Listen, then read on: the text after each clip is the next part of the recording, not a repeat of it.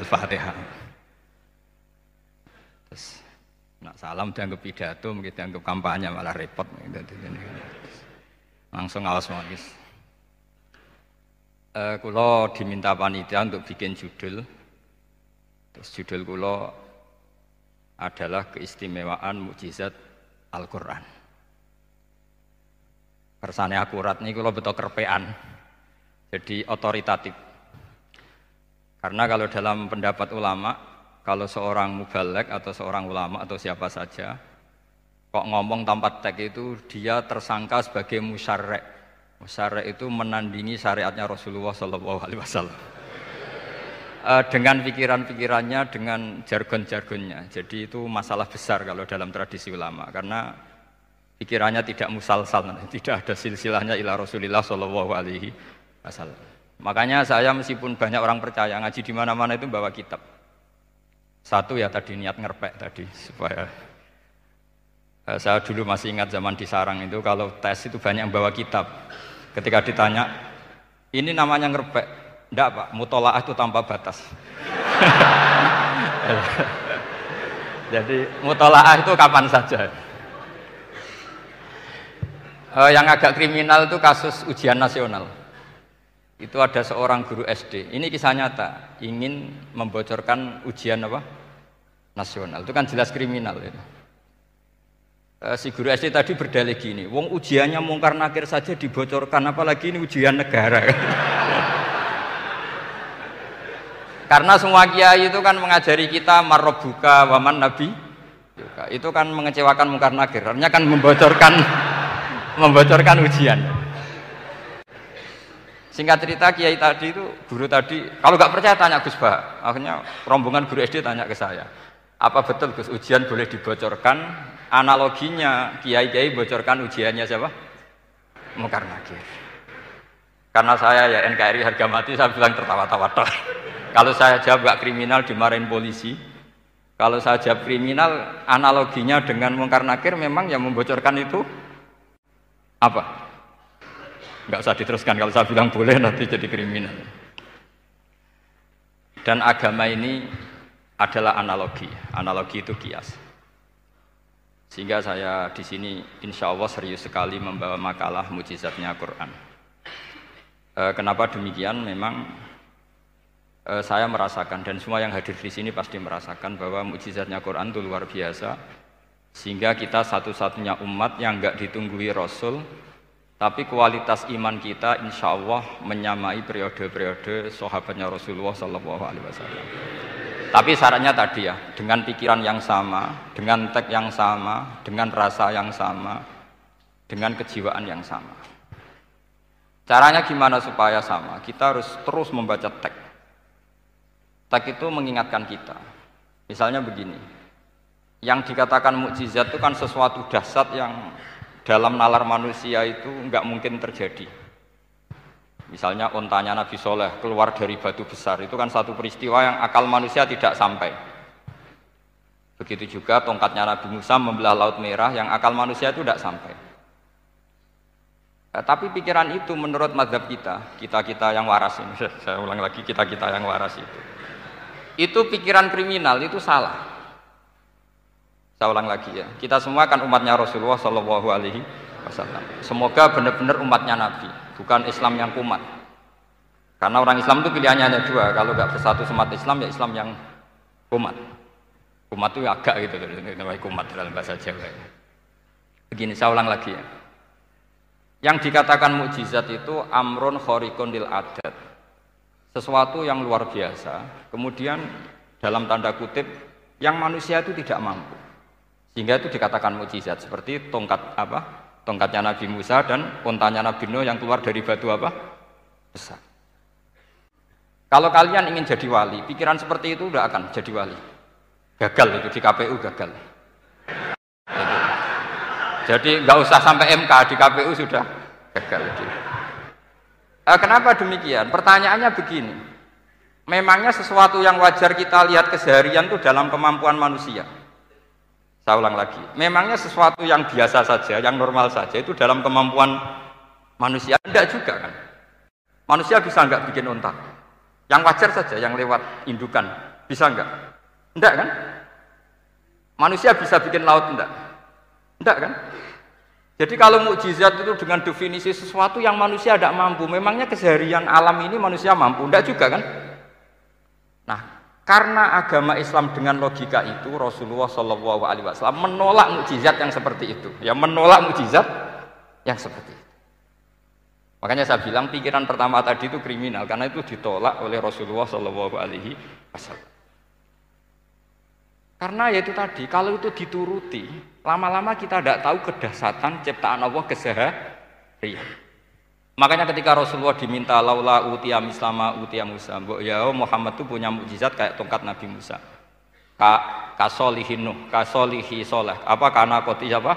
Soleh. Sebagaimana untanya Nabi Soleh. Apa jawabnya Allah? Wa ma min dabatin fil ardi wala ta'iri yatiru bi janahihi illa umamun amsalukum. Bagian dijawab inna fi khalqis samawati wal ardi wa ikhtilafil laili wan nahar sampai saat terusnya wa tasrifir riyah saat terusnya la ayatil liqaumi yaqilun. Karena logika yang terbangun begini. Dan ini saya ulang lagi, ini syarat utama jadi wali. Ini masih satu poin. Nanti ACC-nya nunggu ketua-ketuanya. Tapi kamu jangan bayangkan wali itu kayak Sunan Kudus tunda. Jadi kalau kamu jadi wali itu maknanya kullu mukminin waliyullah itu diikhyakan banyak. Setiap mukmin itu walinya Allah. Tapi maknanya gini, waliyullah itu wong sing disakeni Allah itu. Jadi enggak usah dimaknani kekasih Allah. Ya. Jadi karena dalam bahasa Arab itu waliyul yatim adalah orang yang kasihan sama anak yatim sehingga diurus segala keperluannya. Perempuan yang perawan punya bapak namanya apa? Wali. Artinya si bapak sayang sama putrinya disebut apa? Wali. Jadi nanti kalau kamu jadi wali dengan makna yang tadi kullu mukminin waliyullah. Setiap mukmin adalah orang yang dikasihani Allah. Dan insya Allah semua kita masuk, paham ya? Ya, enggak wali songo itu baru maknanya waliyullah sing disayang Allah. Kayaknya kita belum daftar yang ke situ nanti itu. Ada urutannya. Saya ulang lagi ya. Kalau kita mengakui kudrohnya Allah nunggu mukjizat, yaitu nunggu tongkatnya Nabi Musa membelah Laut Merah, nunggu ada unta keluar dari batu. Maka itu kecelakaan besar dalam tauhid, kecelakaan besar dalam kesaksian kudratullah. Kenapa? Karena alam yang kita lihat keseharian juga tidak dalam kemampuan kita. Alam yang kita lihat keseharian juga tidak dalam kemampuan kita. Misalnya begini, kalau kamu melihat nyamuk, itu pertama Quran turun tentang nyamuk, itu orang munafik komentar, wah Tuhannya Muhammad kurangan stok, sampai contoh saja hanya seekor nyamuk. Tapi apa kata Allah? Inna Allaha la yastahi ayyadriba masalam ma ba'udatan fama fawqa. Nyamuk itu bukan sekedar kecilnya. Tidak usah kamu bikin nyamuk yang ada nyawanya, itu terlalu sulit. Sampean semua tak suruh bikin patungnya nyamuk. Gampang mana bikin patung nyamuk sama gajah? Tidak usah dikasih nyawa. Terus cari tatahnya itu dari mana, orang Jepara pun tidak akan bisa. Belum nanti bentuk alat kelaminnya, belum nanti uratnya alat kelamin, belum nanti punya jantung, jantung punya urat, jantungnya nyamuk juga punya kuman, kumannya juga punya organ tubuh, organ tubuhnya punya urat. Apa itu tidak lebih dahsyat ketimbang tontonan mukjizat yang diperagakan para nabi-nabi sebelum Rasulullah Shallallahu Alaihi Wasallam?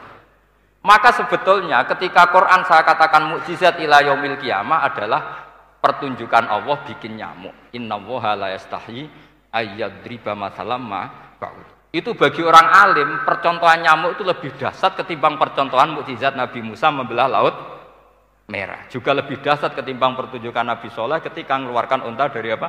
Batu. Dong, jelas nih ya. Maka umat Rasulullah terutama ulamanya harus ngomong seperti ini terus. Dengan cerita seperti ini maka Quran jauh lebih dahsyat. Makanya mukjizatnya Quran tanpa apa batas.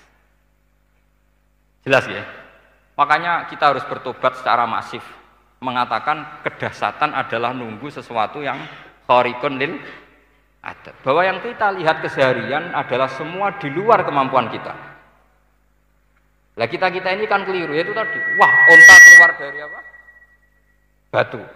Laut Merah terbelah, ini dahsyat, manusia tidak akan mampu. Memangnya manusia pernah mampu bikin laut? Memangnya manusia pernah mampu bikin nyamuk? Memangnya manusia pernah mampu bikin telur ayam? Karena keseharian seakan-akan ini tidak ayatnya Allah Ta'ala. Itu kebodohan. Makanya tidak mungkin jadi wali. Yang jenis seperti ini ya kan jadi wali. Sama tenang saja, nanti saya paling nggak sampai 1 jam karena saya tidak biasa ngaji umum. Saya mau itu karena menghormati mbah saya, karena buyut saya itu orang Damaran, namanya Mbah Hafsah. Hafsah binti Maksum bin Soleh bin Asnawi Sepuh. Jadi saya ini ya turunan asli orang Kudus. Jadi saya datang tidak dalam rangka hormat jenengan, hormat mbah saya sendiri sebetulnya. Jadi jenengan tidak punya hak adami sama saya, karena saya datang tuh hormat mbah saya. Tapi saya ingin melatih iman yang benar. Saya ulang lagi, saya ingin melatih iman yang benar karena ini penting. Sehingga Allah cara menjelaskan iman itu aja inna fi khalqis samawati wal ardi. Kamu lihat saja langit dan bumi. Seterusnya sampai waqtilal laili wan nahar sampai wal fulkil lati tajri fil bahri terus sampai wa tasrifir riyah. Ini semua tontonan yang kita lihat semuanya di luar kemampuan kita. Itu tadi contoh paling gampang nyamuk. Kayak apa? Apapun profesornya seseorang apa bisa bikin nyamuk? Enggak usah yang bernyawa, patungnya saja. Coba nyamuk itu punya organ tubuh enggak? Punya. Organnya ada kumannya enggak? Ada. Alat kelaminnya ada bolongannya enggak kira-kira? Ada. Kayak apa sulitnya? Jadi andaikan saya ke umatnya Nabi Musa terus bengkei lah sama Nabi Musa. Ini gue, Nabi Musa keren, punya tongkat. Saya akan bilang Rasulullah lebih keren karena punya Quran. Anda di sini makna kenapa mukjizatnya Quran dikatakan afdolul mukjizat. Mukjizat paling keren, paling hebat. Karena menjadikan manusia punya nalar yang lebih objektif. Artinya lebih objektif, kenapa kita hanya kagum dengan sesuatu yang dahsyat? Dengan alasan kita tidak mampu. Memangnya dengan hal-hal yang keseharian kita mampu? Tidak juga kan? Jelas ya? Mohon bener nih ya?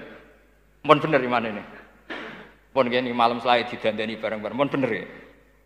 Sehingga iman di era Rasulullah SAW itu gak lagi butuh sesuatu yang khariqun lil. Kedua pertimbangannya Rasulullah Muhammad SAW, mukjizat yang khariqun lil adat itu resikonya lebih tinggi untuk tidak abadi. Nanti saya bacakan takbirnya. Misalnya tongkatnya Nabi Musa itu hanya disaksikan oleh orang yang di era itu pun yang kebetulan menyaksikan. Saya ulang lagi ya, resiko mukjizat mahsusah istilahnya, mukjizat yang bisa dilihat dengan indera, itu resikonya hanya dilihat orang yang di saat itu menyaksikan. Gimana? Ini prosedur. Gaul nih. Ngangge peci, mboten. Terus gimana? Oke. Saya teruskan lagi ya. Niki mau normal nih. Mboten kebanteran nih. Mboten kebanteran nih. Saya ulang lagi ya. Jadi yang dikatakan mukjizat itu seringnya kan dikasih definisi satu pertunjukan yang di luar kemampuan manusia. Sehingga tongkat Nabi Musa membelah laut merah disebut apa? Mukjizat. Ontanya Nabi Soleh keluar dari batu disebut apa? Terus lucunya disebut alasannya karena manusia tidak mampu. Memangnya manusia mampu bikin onta normal yang lewat indukan? Mampu enggak? Enggak. Artinya umatnya Rasulullah lebih sering melihat kekuatan Allah Subhanahu wa ta'ala kulla waqtin wa hinin, setiap saat, karena cara berpikir sudah dibenahi Al-Qur'anul Karim. Paham ya? Maka untuk jadi wali umatnya Nabi itu lebih mungkin karena melihat kedahsyatan Allah setiap saat. Tidak usah nunggu sesuatu yang super kayak apa? Kan filakil bahri, sebagaimana laut terbelah oleh tongkatnya Nabi siapa? Musa. Terus ketiga, kalau logika mukjizat gini itu terus menerus seperti yang dialami Nabi Musa, resikonya adalah umat selalu menuntut hal yang aneh-aneh dan melupakan hal yang pokok. Itu lebih bahaya lagi. Misalnya begini contoh gampang. Kita ini hidup di bumi setelah sampean belajar ilmu falak atau astronomi atau belajar geologi. Planet yang sebesar ini apa? Semuanya itu sudah maha dahsyat. Gara-gara kita berpikir butuh kejadian yang aneh. Ya gara-gara ingin kejadian yang aneh. Mungkin lama-lama Anda ingin cari model hewan yang kepalanya itu di pantat. Baru percaya kudrahnya Allah. Lama-lama kamu jadi dukun. Seneng ular yang berkepala manusia, itu baru dasar. Nanti menjadi klinik. Makanya kritiknya ulama, mukjizat itu tidak perlu dituruti. Karena kalau dituruti itu bahaya bagi kelangsungan kenormalan kita. Makanya kata Abdul Hamid Khan, termasuk kitab yang saya kagumi, kata beliau begini, yang menjadikan orang kafir adalah dia nganggep kudrohnya Allah Ta'ala itu bergantung sesuatu yang dahsyat. Dia nggak sadar bahwa keseharian dalam hidupnya semuanya pertunjukan kudrohnya Allah Subhanahu wa Ta'ala. Kayak tadi, saya contohkan nyamuk tadi. Inna woha la yastahi ayyadriba masalam ma. Terusannya ba'udotan fama fokwa. Kayak apa susahnya bikin nyamuk? Sudah kecil, punya alat kelamin, punya organ, punya urat. Lalu dalam tubuhnya juga ada kuman, kumannya juga berorgan. Kebayang nggak Anda bikin seperti itu? Enggak. Dasar mana dengan tongkatnya Nabi Musa? Sama-sama berstatus kita tidak mampu sama sekali. Dasar mana? Sama kan? Nah, itu yang diinginkan Rasulullah Shallallahu Alaihi Wasallam, dan Al-Quran menggiring kita cara berpikir begitu terus. Sehingga Quran cukup menghentikan wa ma min dabbatin fil ardi wala ta'iri yatiru bi janahaihi illa umamun amsalukum. Sebetulnya burung yang setiap hari terbang, yang setiap hari lewat Anda, itu semuanya bukti kekuasaan Allah Subhanahu wa Ta'ala. Tidak usah nunggu kejadian-kejadian super dahsyat. Terus keempat, korbannya para kiai, termasuk saya. Jadi nanti kalau saya tidak bisa haji terbang, wah tidak kiai, tidak bisa terbang. Tidak bisa kayak Harry and Potter misalnya gitu, tidak bisa kayak Harry. Jadi nanti kiai juga dituntut gitu, bisa terbang kayak Aladin. Jadi nanti repot. Semua kebenaran agama bergantung pimpinannya ini punya kedasatan-kedasatan itu. Akhirnya celakanya apa? Ada orang yang pura-pura dasar tapi penipu, kayak kasusnya Dimas Kanjeng. Oh nggih. Mboten apa-apa, sing penting ini lancar mon. Nggih nggih.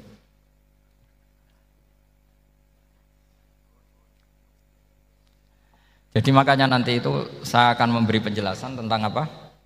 Mukjizatnya Al-Quran, kenapa disebut mukjizat paling apa? Dasar. Ini saya bacakan tag pokoknya ya, supaya sampean tahu. Ini tabaruk sama Imam Bukhari ya. Redaksi yang diriwayatkan Imam Bukhari, qala Nabi sallallahu alaihi wasallam, ini ikut kitab Fadhailil Quran. Ma minal anbiya'i nabiyyun illa u'tiya minal ayat ma misluhu amana alaihil bashar wa inna ma kana alladhi utituhu wahyan awhahu wa ilayya fa arju an akuna aktsarahum tabi'an yaumal qiyamah. Jadi semua nabi punya mukjizat, yang lewat mukjizat itu orang dipaksa iman karena dahsyat tadi. Saking dahsyatnya terus cocok tidak cocok itu percaya. Tapi kata Rasulullah, mukjizat saya itu berupa wahyu, yaitu Al-Quran. Dan saya berharap dengan mukjizat itu saya adalah nabi paling banyak pengaruhnya yaumal qiyamah. Maknanya paling banyak orang yang iman. Terus di sini dikomentari oleh syarehnya ya, oleh penyarahnya yaitu Ibnu Hajar Al-Asqalani. Ya saya baca Arabnya saja. Sampean harus pura-pura paham jadi keren. Jangan minta saya terjemah, nanti harus pura-pura paham. Bagus kok, mantas sabah fi qaumin fa huwa minhum. Jadi bergaya orang kaya ya dikira apa? Kaya. Bergaya ulama ya dikira apa? Ulama. Nanti bergaya wali juga dikira wali. Saya baca ya, ini luar biasa menurut saya. Al makna annal mu'jizati al madiyata kanat khissiyatan tusyahadu bil absor kana qoti soleh wa asa Musa. Wa mu'jizatul Qur'ani tusyahadu bil basirah. Jadi kayak tadi, kedasatan tongkat Musa itu karena apa? Laut kok bisa dibelah sebuah tongkat, itu aneh. Kalau maknanya aneh adalah di luar kemampuan manusia, nyamuk lebih aneh. Kayak apa susahnya bikin organ apa? Nyamuk yang sekecil itu. Artinya bedanya apa? Tongkatnya Nabi Musa dengan pertunjukan nyamuk yang sama-sama mengarah satu titik, yaitu mengakui absolutisme kudrahnya Allah Subhanahu. Sama ndak? Sama. Sehingga umatnya Rasulullah tidak perlu ditunggoni mukjizat simsalabim. Cukup penalaran akal. Ini namanya basirah apa? Basirah. Nggih jelas ya? Mohon sampean ra usah kepen roh tongkatnya Nabi Musa toh. Cekap melihat apa? Nyamuk. Ya sudah bagus, sudah maju, sudah keren. Ya jelas ya. Li'annal ladzi yusyahadu bi ainir ra'si yang qaridu binqiradi musyahidihi walladzi yusyahadu bi ainil aqli baqin yusyahiduhu kullu man jaa ba'dal awwali mustamirron. Sesuatu yang dipertontonkan lewat sesuatu yang fisik kayak tongkat Nabi Musa, itu yang percaya langsung tentu yang melihat. Setelah itu ada yang percaya, ada yang enggak. Bisa saja itu hoax, bisa saja macam-macam. Tentu yang enggak percaya tentu salah, ya kita sepakat. Tapi tetap saja yang enggak menyaksikan itu bisa saja enggak percaya. Paham ya? Tapi logika kedahsyatan nyamuk, siapapun yang punya nalar percaya. Artinya giringan Al-Quran untuk melihat mukjizat itu kedahsyatan Allah bikin nyamuk itu abadi ila yaumil kiamah. Dan siapapun yang waras akan ikrar dan tetap menyaksikan, karena insya Allah ada nyamuk terus ila yaumil kiamah. Itu kan teman tidur kita, paham? Makanya kamu kompromi dengan nyamuk. Sekali-kali jangan dicablek. Ini ayatnya Allah. Ya bila perlu dicium, dielus-elus gitu. Karena saya yakin yang hadir di sini andekan melihat tongkatnya Nabi Musa kira-kira dilus-lus enggak? Kira-kira? Andekan loh, kamu punya kesempatan melihat tongkatnya Nabi Musa, gimana? Dilus-lus, dikai mori, dikai kembang 7 taman, ya gitu. Tapi kenapa nyamuk enggak kamu begitukan? Toh sama-sama ini ayatnya Allah yang luar biasa. Makanya ini ngaji di sini saya ulang lagi, sama ndak perlu merasa punya hak adami sama saya, karena saya memang buyut saya kandung itu orang Gamaran, namanya Mbah Hafsah. Hafsah itu binti Maksum bin Soleh bin Asnawi Sepuh. Jadi saya ini termasuk turunan beliau yang keluar dari Kudus di Rembang. Karena mbah saya kandung itu sepupunya Mbah Sahal, ya sama Mbah Sahal, ibunya Badiah. Badiah ya putrinya Mbah Hafsah ini. Kalau ibu saya namanya Sofiyah, ya putrinya Mbah Hafsah ini. Jadi kenapa saya cerita ini, ya memang Quran sudah terang-terangan ngendikan dzurriyatam ba'duhan apa mimba. Jadi kekuatan dzurriyah itu luar biasa. Jadi kita menjaga harkat dan martabat para leluhur supaya ilmu ini terjaga. Jangan marisi gayane tok, bae alim terus putune pedita-pediti gak alim terus gak keren, menurut saya itu malu itu. Jadi marisi itu ya kalau putunya orang alim ya alimnya, jangan marisi mulyane. Ora alim terus mulya tok gelem dicucup, itu gak keren menurut saya. Niru alimnya dulu baru sama-sama dicucup, itu baru betul, paham ya? Jadi ada aturannya. Saya teruskan. Sehingga Quran kalau menggiring mukjizat, ketika Rasulullah SAW dituntut kafir Mekah, kita tahu kan mereka nuntut apa misalnya? Lan nu'mina laka hatta tafjura lana minal ardi napa yam bu'a au takuna laka jannatum min nakhili wa inabin fatufajjiral anhara khilalaha napa tafsira au tusqitas samaa kama za'amta alaina kisafan au ta'tiya billahi wal malaikati qabila au yakuna laka baitum min zuhrufin au tarqa sama. Masih mereka bilang gini, walan nu'mina liruqiyika hatta tunzila alaina kitaban naqra'u. Mereka nuntut tuh, Muhammad saya percaya kamu Rasul, tapi syaratnya Mekah yang tandus sulap jadi kota yang subur makmur, menjadi jannat subur makmur. Atau begini saja Muhammad, kalau kamu gelo sama saya mangkel karena kita ada iman, turunkan saja azab. Kisafam minas sama, turunkan saja azab. Atau begini Muhammad, kamu kan bilang utusan Allah, kamu datang saja bersama Allah digandeng gitu. Digandeng terus sama Allah diangkat tangan kamu, dimaklumatkan kalau kamu Rasulnya. Au ta'tiya billahi wal malaikati qabila. Karena mereka dengan logika yang salah. Yang dikatakan mukjizat itu sesuatu yang seperti itu. Artinya kalau kamu berpikir mukjizat yang seperti itu, berarti Anda turunan kafir Quraisy. Anda turunan apa? Kafir Quraisy. Maka gak boleh berpikir mukjizat seperti itu. Nyatanya Allah cukup menjawab dengan ayat wa ma min dabbatin fil ardi wala ta'iri yatiru bi janahihi illa umamun amsalukum. Dijawab lagi inna fi khalqis samawati wal ardi waqtilafil laili wan nahar wal fulkil lati tajri fil bahr sak teruse la ayatil liqaumi yakin. Semudah itu kita iman kedahsyatan kudrahnya Allah. Cukup melihat kerbau. Kok bisa ya jaga populasinya? Padahal tidak pernah dia seminar cara jaga populasi. Nyatanya tetap terjaga. Tanpa lamaran ya bisa jaga keturunannya. Tanpa sesar ya anaknya lancar. Tanpa sesar kan? Artinya mereka bisa. Karena di sini ada kudratullah. Ada apa?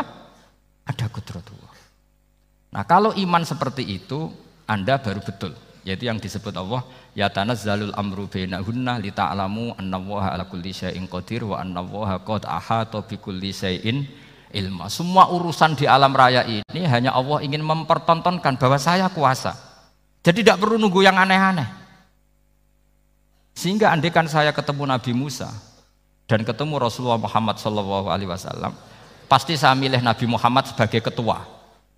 Karena Nabi Muhammad yang bikin sarana iman dengan sarana yang seluas-luasnya, dan sarana ini tidak habis dan ada di mana saja, yaitu sarana ikrar bahwa Allah kudroh dan kudrohnya tanpa batas. Nabi bikin sarana apa saja, melihat langit, bumi, lautan, nyamuk, hewan, semuanya sarana untuk ikrar kudrohnya Allah Subhanahu wa ta'ala. Sementara Nabi Musa mempertontonkan hanya nunggu mukjizat sing khariqun lil adat.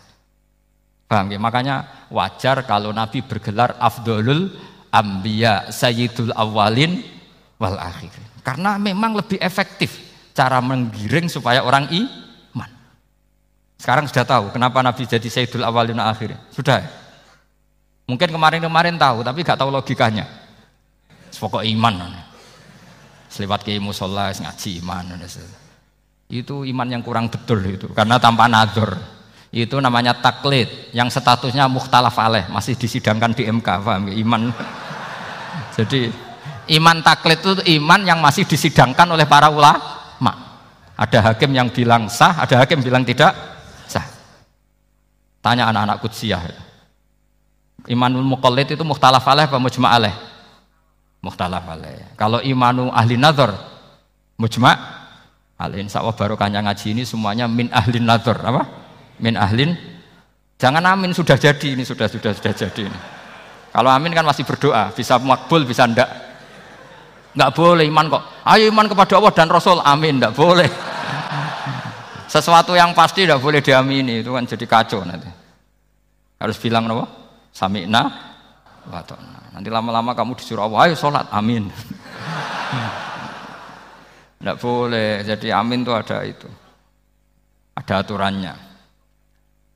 Tapi bukan berarti saya nyalahkan jenengan, enggak. Ya memang salah gitu. Jadi kan. Ya saya memang statusnya salah.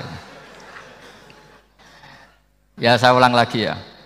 Berarti Rasulullah adalah Rasul yang sukses membuat sarana orang kembali ke Allah, mengakui kudrohnya Allah dengan sarana apa saja. Melihat rumput, melihat hewan, dan hewan itu ya apa saja. Gabah itu apa saja. Hewan yang melata di bumi apa saja, semua bukti kudrohnya Allah. Bahkan Rasulullah sukses membiarkan umatnya enggak ditunggui beliau tetap iman. Mergo ditunggui konsep sing super ngene kok Al-Qur'anul Karim. Jelas ya? Tapi caranya memahami ya seperti yang saya terangkan ini. Ya saya baca lagi ya yang jadi annal mu'jizati, pakai jama' mu'annas salim, annal mu'jizati al-madiyata, mukjizat-mukjizat yang sudah kelewat itu kanat khisiatan, bersifat fisik, tusyahadu bil absor, hanya bisa dilihat dengan mata kepala, karena qoti soleh wa aso Musa, wa mu'jizatul Qur'ani tusyahadu bil basirah, sementara mukjizatnya Quran disaksikan dengan mata hati, dan setiap orang punya mata hati. Fayakunu man yattabi'uhu li ajliha aksar. Li anna alladhi yushahadu bi ainir ra'si yang qaridu bingkiradi musyahidihi. Walladhi yushahadu bi ainil aqli baqin yushahiduhu kullu man ja'a ba'dal awal mustamirron. Sesuatu yang dilihat dengan mata kepala Setelah para saksi ini meninggal, maka setelahnya mencari-cari, bisa percaya, bisa enggak. Tapi mukjizat yang disaksikan mata hati, siapapun percaya dan sampai ila yaumil kiamah. Dan tentu Quran lebih unggul dalam hal ini.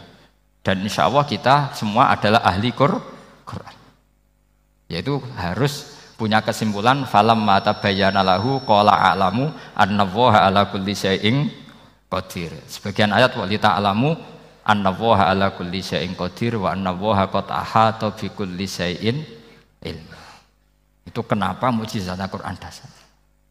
Itu yang gampang-gampang ya, melihat nyamuk, unta, kerbau itu yang gampang. Anda tak naikkan kelas sedikit menjadi agak ilmiah. Misalnya begini, kamu ahli falak. Misalnya kamu ahli falak. Misalnya kayak Batu Rehan ya. Itu pasti tahu kalau matahari dan rembulan dibikin Allah itu asyamsu wal qamaru bihusban. Bahwa matahari dan rembulan dibikin ini untuk hisab. Walladzi ja'ala syamsa diya'a wal qamara nuran wa qaddarahu manazila li ta'lamu 'adadas sinina wal hisab. Sehingga ketika ternyata betul Samsiyah bisa dihitung menjadi tahun Samsiyah yang oleh bahasa milenial disebut Masihiyah. Sayyidina Umar agak tersinggung. Sebetulnya yang namanya hisab itu tidak ada hubungannya dengan Masehi dan Hijriyah, itu tidak ada. Semua berdasar matahari atau apa? Rembulan. Lah sialnya yang Samsiyah ini oleh bahasa internasional disebut apa? Masihiyah. Makanya Sayyidina Umar marah terus bilang ya sudah kalau gitu Qamariyah bikin apa? Hijriyah. Jadi itu sebenarnya nama politik. Sebetulnya kalau objektif yang jadi ukuran ya Samsiyah sama Qamariyah. Berhubung ini sudah diambil tetangga partai sebelah, akhirnya ya kira-kira gitu. Jadi kira-kira seperti itu. Akhirnya kita namanya apa? Hijriyah. Apa Samsiyah sama apa? Hijriyah. Sebetulnya yang asli ya Samsiyah, Qamariyah. Tapi nggak apa-apa lah. Dunia itu mesti ada politiknya. Lah yang repot orang-orang fanatik hukum pakai bahasa nasional, itu repot. Jadi misalnya kematian Yesus Kristus, itu mesti Batu Rehan kan nggak percaya. Akhirnya ditambahi kematian Sibeh. Karena kalau bilang iya kan percaya. Makanya ditambahi apa? Sibeh. Karena menurut orang Islam berkeyakinan Nabi Isa itu nggak terbunuh, maka ditambahi apa? Sibeh. Saya dulu pernah usul, karena beliau itu kalau manggil bahasa itu bude, jadi saya pernah sowan usul. Mbak ditulis gini saja, Mbak. Kematian Yesus dalam kurung katanya. Tapi mungkin terlalu vulgar ya, jadi akhirnya dibikin apa? Sibeh ya? Di kalender Kudus kan apa? Sibeh ya, ditambahi Sibeh. Ya nggak apa-apa lah, yang penting keyakinannya masih benar gitu. Jadi masih benar. Kalau usulan saya terlalu ekstrim, masa dikasih apa? Katanya. Ya karena memang begitu kan, kita berkeyakinan Nabi Isa itu nggak terbunuh. Wa ma qataluhu wa ma sholabuhu walakin syubbihalahu. Jadi ini saya teruskan, ini paling masih seberapa jam ini. Kalau kelamaan sampai dolim itu ganggu kiai lama-lama gitu. Saya tadi sudah bilang sama panitia, orang Indonesia itu nggak sopan. Kalau suka kiai itu didatangkan, itu agak masalah sebetulnya. Dalam etika itu masalah. Kalau seneng kiai ya sowan ngaji, jangan sowan di dalam, itu ganggu ya, sowan ngaji saja. Dulu Imam Malik itu anaknya raja itu, Imam Malik itu seangkatan dengan Harun Ar-Rasyid. Makanya jangan berharap kalau saya gampang diundang. Bukan karena saya sombong, memang etikanya seperti itu. Jadi Imam Malik diminta datang ke istana untuk ngajar anak-anaknya Harun apa? Ar-Rasyid. Masyhur Imam Malik tersinggung terus kata bang, al ilmu yu'ta la ya'ti. Ilmu itu disowani bukan sowan. Akhirnya Harun Ar-Rasyid minta anak-anaknya datang ngaji ke Imam Malik. Itu anak presiden. Imam Malik berani, al ilmu yu'ta la ya'ti. Tapi kalian beruntung karena saya hormat sama mbah-mbah saya di sini. Wong makom buyut saya itu ya berarti apa ya? Selatannya makamnya Sayyid Ja'far Shadiq itu di situ kan ada makamnya Mbah Soleh, Mbah Maksum, itu mbah-mbah saya. Makanya dulu saya ngaji di sini lama di Damaran itu. Maksudnya lama itu ya mungkin setahun. Karena saya memang mulai kecil di Sarang, sampai sekarang saya masih ngajar di Sarang. Tapi dulu cukup ya, karena saya kesini sudah hafal Quran, jadi hanya setor setiap hari satu juz, jadi cepat lah. Saya tidak punya masalah ingatan, alhamdulillah, jadi cepat hafal. Saya terangkan lagi ya, ini penting ya, masalah mukjizatnya Quran. Selama ini orang tuh mau bilang tok, mukjizatnya Quran itu dahsyat, tapi nggak bisa menerangkan. Itu masalah. Makanya kita harus bisa menerangkan mukjizatnya Quran dahsyat itu apanya. Yaitu tadi, tongkatnya Nabi Musa hanya disaksikan oleh orang yang di era itu. Toh tujuannya mukjizat adalah diakui kemudian orang menjadi iman. Lalu Rasulullah SAW beliau sudah intaqala ila rafiqil a'la. Tapi konsepnya Quran menjadikan orang yang nggak ditunggui beliau tetap iman ila yaumil kiamah. Itu yang maksud fa'arju an aku na aktsarahum tabi'an yaumal kiamah. Mukjizat saya itu cukup Quran kata Nabi, dan dengan mukjizat itu orang akan iman ila yaumil kiamah. Caranya seperti ini. Karena tadi sedahsyat-dahsyatnya mukjizat tujuan utama orang terdikte supaya ikrar ngakui kudrohnya Allah. Lah ngono kok ngenteni tongkat sakti lah opo, cukup deloknya mau. Paham nggih? Jelas ya? Alhamdulillah mau naik kelas ini sudah benar ini sudah benar. Terus kedua begini, kedahsyatan Quran lagi. Quran itu bisa merunut mentartibkan logika. Bahkan logika ini logika yang universal. Siapa saja merasakan logika itu. Misalnya begini, dulu orang kafir itu punya Tuhan banyak. Tentu yang dipertuhankan ya mana? Yang dipertuhankan itu banyak. Karena pikiran mereka urusan banyak, problem banyak, ya Tuhannya harus banyak. Ada BPKB 3D kan, istri cerewet macam-macam lah itu kan. Problemnya banyak, maka Tuhannya harus banyak. Karena Tuhan itu maknanya penyelesai masalah. Sehingga kalau masalahnya banyak, Tuhan harus banyak.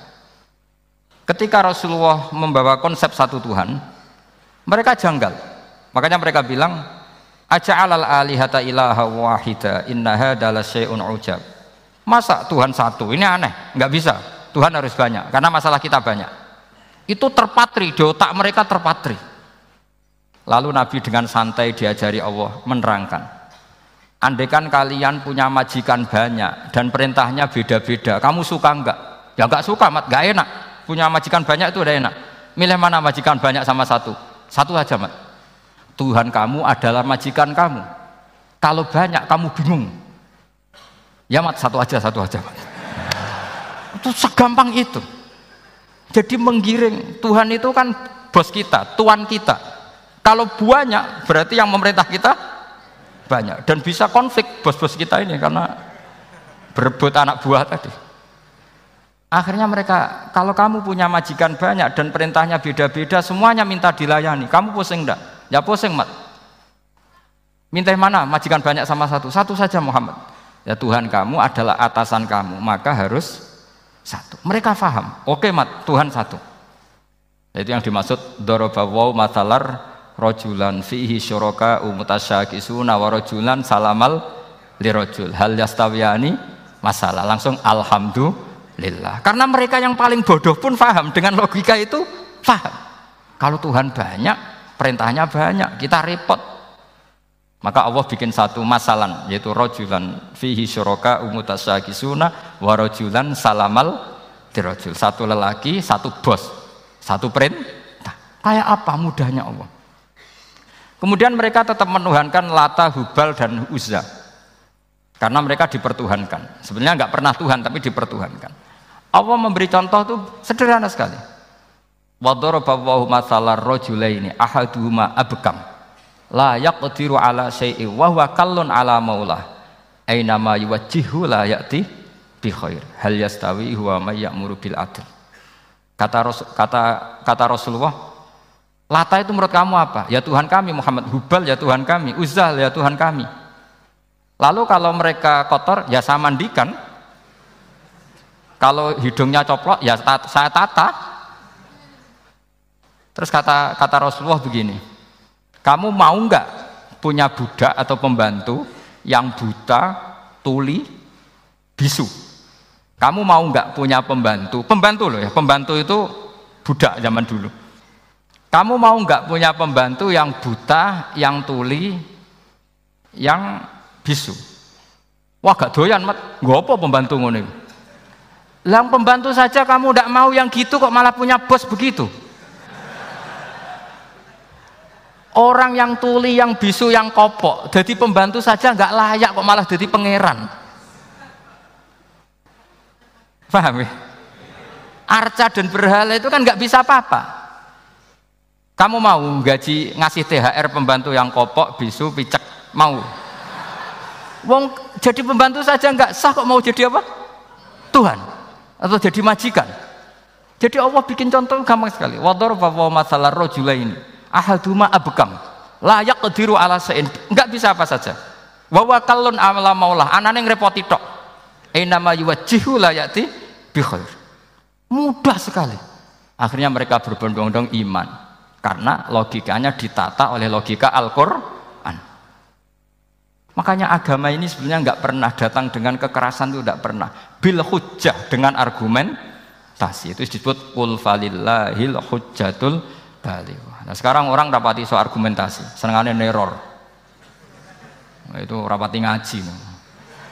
Sebenarnya agama ini mudah. Ad-dinu yusrun, agama ini mudah, logikanya gampang. Untuk tidak menuhankan Yesus atau Isa, Quran juga datang dengan penjelasan yang enggak jelimet, yang gampang saja. Kata Allah, mal masihu ibnu maryam illa rasul qad khalas min qablihir rusul wa ummuhu siddiqah kana yakulanit. Kok arani pangeran piye? Nek mangan ya lesu. Kamu kebayang enggak misalnya punya Tuhan terus mbok gratisi pas marung. Terus kamu bangga, alhamdulillah tadi habis ngratisi Tuhan. Tadi kelihatannya kelaparan, tak gratisi, senangnya bukan main. Kamu mau punya Tuhan yang seperti itu? Mau? Enggak mau kan? Allah menjelaskan kana yakulanit. Kuduyan sego, artinya nak orang mangan yo lemes. Pas kamu minta ternyata Tuhannya baru lemes. Jadi Quran itu tidak sinis enggak, tapi menggiring logika bahwa ini tidak mungkin Tuhan. Wong kana yakulanit. Gampang kan? Itu gampang. Gampang sekali, logika Quran itu gampang sekali. Dan masalahnya kita sekarang tidak mengkaji Quran yang sisi ini. Ya termasuk kritik kita ya, tapi ya sudahlah, ini dunia ya macam-macam. Ono sing ngaramno lomba, ono sing mendukung lomba, macam-macam. Saya tidak dalam posisi mendukung dan menolak. Saya 0-0, jadi tidak ke kanan, tidak ke kiri dalam konteks tadi. Karena ya sudahlah, itu sudah takdir, semuanya takdir. Ada yang setuju lomba, ada yang mengharamkan apa?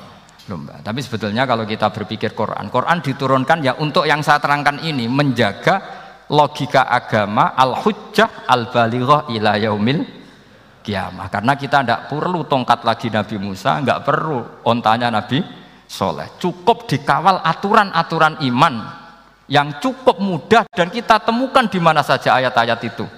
Yaitu wa ma min dabatin fil ardi wala ta'iri yatiru bi janahihi illa umamun amsalukum, atau inna fi khalqis samawati wal ardi, dan seterusnya. Nah, cara berpikir gimana Gus? Gampang tadi.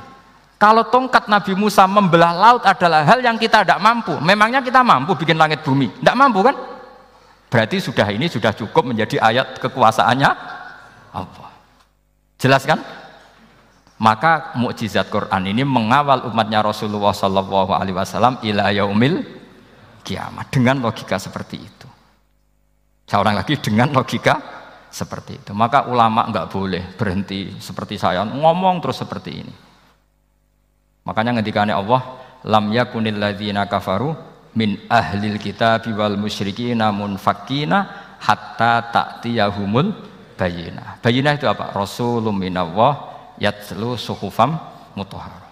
Orang kafir semuanya, kata Allah, baik berkategori kafir musyrik maupun kafir ahli kitab, itu tidak akan tercerabut dari akar kesalahan mereka, dari cara berpikir mereka, hatta ta'tiyahumul bayyinah, sehingga datang satu kejelasan yang jelas welo-welo. Itu apa? Rasulun minallah yatslu suhufam mutahhar, yaitu rasulnya Allah yang membaca sahifah-sahifah suci, maknanya Al-Qur'an. Untuk menafikan ketuhanan berhala, ketuhanan Yesus, kita cukup dengan konsep Quran. Kayak tadi kana yakulanit, termasuk untuk menafikan Tuhan balita, paham ya? Tuhan apa? Fir'aun. Ini contoh terakhir, sampai siap-siap saja selesai. Karena saya memang mau selesai ini, bukan guyon, memang mau selesai. Karena menurut saya mukjizatnya Quran itu jelas. Jadi diterangkan seperempat jam ya jelas, 10 menit ya jelas. Kalau kamu butuh lama, berarti kamu menyangsikan kejelasan Al-Quran. Dan itu kriminal besar. Itu. Kalau nggak boleh dibahasakan murtad besar, ya kriminal apa besar. Nggak, ini nggak guyon, betul itu. Saya tadi mau nyontohkan apa tadi? Tuhan balita ya. Fir'aun itu berdebat sama Nabi Musa. Singkat debat begini, kalau nggak salah di J19, kalau nggak salah di surat Syu'ara, dicari sendirilah. Pertama ditanya gini, Musa kamu kesini ada apa? Ya bawa konsep Tuhan, yang jelas itu tidak kamu ya. Lalu Tuhan kamu siapa? Rabbus samawati wal ardi, yang menuhani langit dan bumi. Si Fir'aun masih berkelit. Begini, soal yang di bumi, saya jalan-jalan kemana-mana, setahu saya yang jadi Tuhan saya. Ma'alim tulakum min ilahin apa? Ghairi, di mana-mana yang dituhankan saya. Soal kemungkinan di langit begini, tunggu saya. Terus di Haman dipanggil, ya Haman ibnili sorkhalla ali abluhul asbab as-samawati fa'attali'a ila ilahi Musa. Haman, bikinkan saya piramida yang tinggi. Saya mau lihat Tuhannya Musa, apa betul ada? Padahal andikan terjadi piramida kan Tuhan pun nggak bisa dilihat. Wong sampean yang wali saja tidak bisa melihat. Wali tadi yang sing disakeni Allah tadi itu aja nggak bisa melihat. Apalagi Fir'aun. Akhirnya Nabi Musa sadar bahwa logika itu tidak masuk ke Fir'aun, tidak masuk. Padahal ada pengawalnya banyak. Dan karena semua Nabi fatona itu ibarat mobil ganti gigi, ganti argumentasi. Gini saja, yang menuhani leluhur kamu, mbah-mbah kamu, itu sontak kaget Fir'aun. Pengawalnya kaget. Oh iya, kalau Fir'aun ini Tuhan, babanya tanpa Tuhan. Kan Tuhannya datang terlambat. Berarti babanya dulu itu tanpa Tuhan, karena ini ada Tuhan balita itu ada itu. Akhirnya hampir separuh, mungkin hampir semua pengawalnya Fir'aun itu iman semua. Meskipun yaktumu imanahu, ini yang diceritakan Quran, wa qala rajulun mu'minun min ali fir'auna yaktumu iman. Karena runtuh, semua logika Fir'aun sebagai Tuhan itu runtuh. Hanya dengan logika, kalau kamu Tuhan, lalu babah kamu Tuhannya siapa? Fir'aun mangkel. Wah bahaya logika Musa, tangkap Musa, udah gak debat lagi. Kayak apa mudahnya logika Quran untuk menafikan ketidaktuhanan Fir'aun. Yaitu mengatakan Rabbukum wa Rabbu abaikumul awali. Karena dikatakan Tuhan langit, Fir'aun masih berkelit. Nanti dulu, saya mau bikin piramida. Mau saya lihat ada enggak Tuhan kamu. Nabi Musa langsung ganti gigi, yang nuhani mbah-mbah kamu. Orang kan berpikir, ini kalau Tuhan betul, lalu orang-orang dulu Tuhannya siapa? Kan Tuhannya datang terlambat. Nah itu lagi-lagi. Dan kita baca Quran itu ila yaumil kiamah. Makanya tidak ada umatnya Rasulullah SAW kemudian imannya itu ada syak, nggak ada sama sekali. Karena dzalikal kitabu la raiba fihi mir rabbil alamin. Nggih, mun cekap nggih. Mumpun gampang nih. Masalah sampean kalau masalah. Jadi karena kebenaran Quran itu adhar wa adhar, sangat jelas. Sehingga nggak perlu butuh orasinya saya. Sebenarnya nggak perlu. Saya yakin, sampean sebelum saya terangkan ya sudah iman, sudah betul. Ini kan akal-akalan saja saya dimanfaatkan. Karena ya menurut saya itu ya sudah adharu min samsi dzahira kalau dalam bahasa Arab. Kebenaran sejati itu lebih jelas ketimbang matahari di siang hari. Karena ya tadi logika. Ya saya tambah satu contoh lagi, semoga ini selesai betul. Kemudian Quran misalnya gini, sampai tak bedai, kamu bisa melihat itu karena apa? Ini misalnya apa? Kertas yang saya bawa ini kan kuning, kamu bisa melihat itu karena apa? Mata kan? Nah itu masalah. Karena melihat kamu dengan mata, sekali ini tak tutupi, kamu tidak tahu. Atau kamu jauh menjadi tidak tahu. Karena mata bisa terhalangi oleh jauh atau tertutupi. Beda dengan Allah. Allah itu kalau merumuskan tahu itu bukan karena melihat, karena menciptakan. Makanya Allah bilang, ala ya'lamu man khalaqa. Apakah tidak tahu orang yang membuat? Misalnya ini, kertas ini kuning. Sama saya tak tutup begini. Kemudian kitab ini tak tinggal, saya datang ke Jakarta. Saya tetap tahu gak kalau dalam ini ada kertas kuning? Tahu, karena saya yang menciptakan. Paham ya? Kamu bangun satu bangunan, di dalamnya ada besi ukuran sekian. Di situ kamu menyimpan emas setengah kilo. Setelah kamu pergi kemana-mana masih tahu nggak? Tahu, karena kamu yang menciptakan. Sehingga ketika kita janggal, masa Allah pirsa semua alam ini? Logikanya gampang, masa yang bikin tidak tahu? Makanya Allah bilang, ala ya'lamu man khalaqa. Paham ya? Jadi gampang sekali, mukjizatnya Quran itu gampang sekali. Nak raro kebangetan gitu. Ampun nggih, Al-Fatihah.